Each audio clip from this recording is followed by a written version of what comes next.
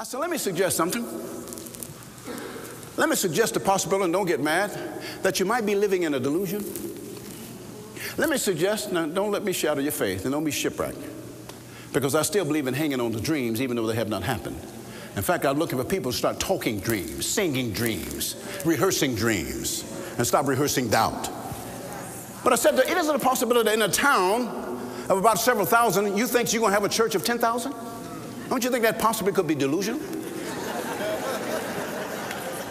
And maybe you've done everything you know to do, and maybe you're in the promise and don't even know it yet.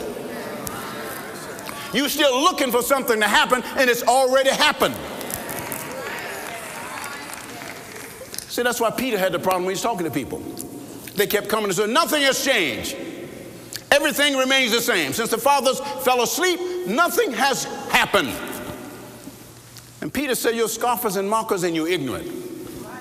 You don't understand the time and the season of God. You don't understand days. You don't understand one day as the Lord is as 1,000 years. Now, what is he saying? One moment with God is as a whole lifetime.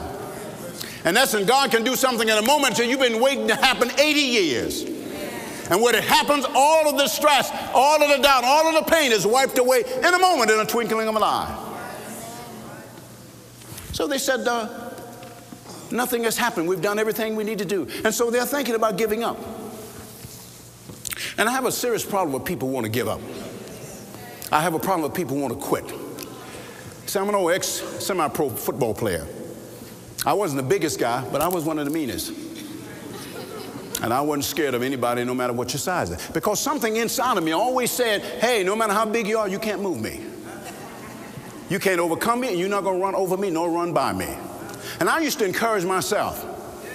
I say to myself, you can't block me, you can't run over me, you can't run around me, and if you come at me, you're going to wish you hadn't. And so, hey, I was a bad dude, man. I was a bad dude. I mean, when I hit you, you felt it. You knew it. They used to call me the Iceman because when I would hit you, I'd have that stone look. And I'd often say to the guys, come again sometime.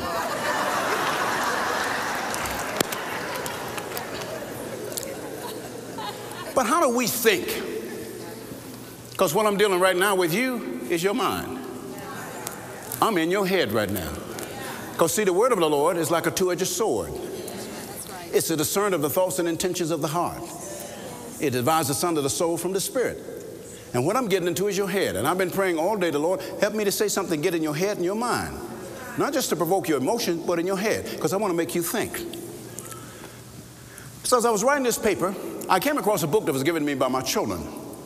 It was entitled 50 Things That Are Worth Remembering. 50 things are worth remembering.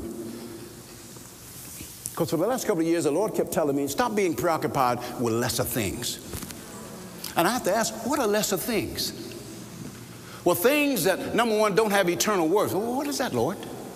Or anything that can be solved with money in 30 days is not eternal. I said, Lord, I know that's in heaven. That's a nice saying. But down here, you need to understand, these people deal on 30-day cycles. And when you don't pay, when they send 2 and 3 and 4 and 5 notices, they're planning to do something. And when you tell me, Lord, everything is okay, I need to understand your definition of okay. Because I'm looking and it seems like there's an army coming at me. There are thousands of people. It doesn't seem to be any way out of this. And Lord, don't keep giving me these scriptures to quote. I quoted some too. How have they increased that trouble me? Many of them say against me, there's no help for them in Lord God. But thou, God, art a shield for me, the glory and the lifter of my head. I know I lay myself down to sleep, but when I open, I wake.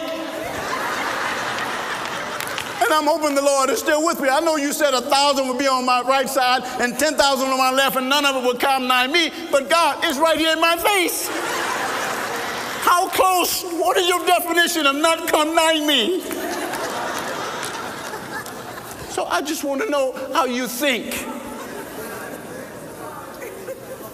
He said, first of all, son, he said, I want you to stop thinking about lesser things. I said, what are lesser things? Well, why don't you make a list and you're waiting for